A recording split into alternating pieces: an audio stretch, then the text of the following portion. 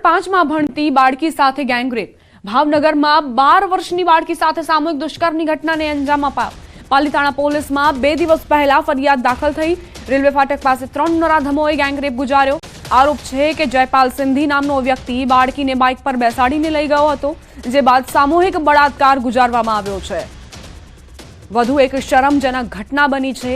ભાવનગરમાં ધોરણ 5ની માસૂમ બાળકી જેનું અપહરણ કરવામાં આવ્યું અને ત્યારબાદ 3 નરાધમોએ તેને પીખી છે। 12 વર્ષની બાળકી જેની સાથે સામૂહિક દુષ્કર્મ ગુજારવામાં આવ્યું। પાલીતાણા પોલીસમાં 2 દિવસ પહેલા તેને લઈને ફરિયાદ નોંધવામાં આવી છે। પોલીસ તાત્કાલિક એક્શનમાં આવી છે અને આરોપીઓને દબોચવા માટે કાર્યવાહી શરૂ કરી છે। ખેડાથી સોડપુર પ્રાથમિક શાળામાં આચાર્ય પર હુમલો થયો। શાળાના શિક્ષકોએ જ આચાર્ય પર હુમલો કર્યો હતો। શિક્ષકો અને આચાર્યએ સામસામે ફરિયાદ નોંધાવી છે। બંને પક્ષે ચકલાસી પોલીસ મથકે ફરિયાદ નોંધાવી।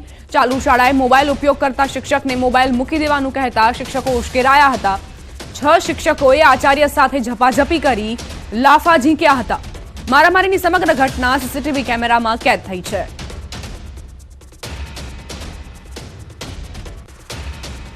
સવારે મોબાઈલ મૂકવાની બાબતમાંથી આ થયું। એમાં શાળાના બાકીના જે શિક્ષકો છે એ યુનિટી બનાવી અને મને મારામારી કરવા માટે આવ્યા અને મને માર્યો।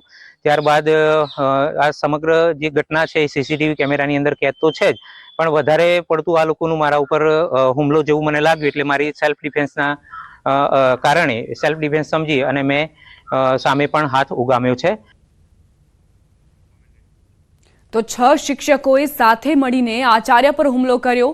શિક્ષકો અને આચાર્ય સામસામે આવી ગયા। ફરિયાદ સામસામે નોંધવામાં આવી છે।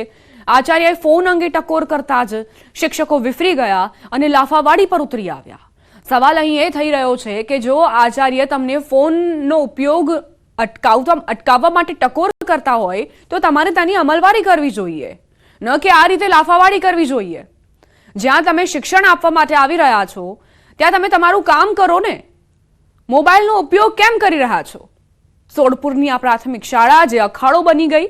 શિક્ષકો અને આચાર્ય સામસામે આવી ગયા અને કઈ રીતે લાફાવાડી થઈ તેનો વિડીયો પણ સામે આવ્યો છે।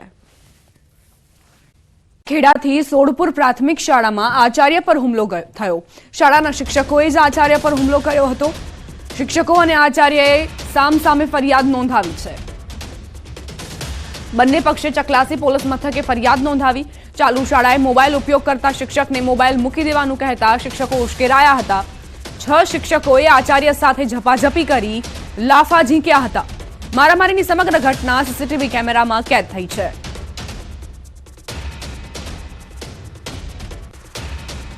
સવારે મોબાઈલ મૂકવાની બાબતમાંથી આ થયું। એમાં શાળાના બાકીના જે શિક્ષકો છે એ યુનિટી બનાવી અને મને મારામારી કરવા માટે આવ્યા અને મને માર્યો।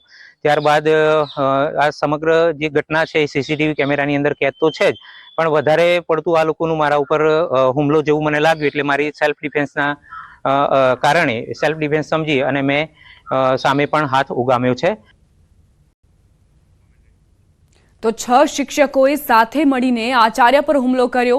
શિક્ષકો અને આચાર્ય સામસામે આવી ગયા। ફરિયાદ સામસામે નોંધવામાં આવી છે। આચાર્યએ ફોન અંગે ટકોર કરતા જ શિક્ષકો વિફરી ગયા અને લાફાવાડી પર ઉતરી આવ્યા। સવાલ અહીં એ થઈ રહ્યો છે કે જો આચાર્ય તમને ફોનનો ઉપયોગ અટકાવવા માટે ટકોર કરતા હોય તો તમારે તેની અમલવારી કરવી જોઈએ, ન કે આ રીતે લાફાવાડી કરવી જોઈએ। જ્યાં તમે શિક્ષણ આપવા માટે આવી રહ્યા છો ત્યાં તમે તમારું કામ કરો ને, મોબાઈલનો ઉપયોગ કેમ કરી રહ્યા છો? સોડપુરની આ પ્રાથમિક શાળા જે અખાડો બની ગઈ। શિક્ષકો અને આચાર્ય સામસામે આવી ગયા અને કઈ રીતે લાફાવાડી થઈ તેનો વિડીયો પણ સામે આવ્યો છે।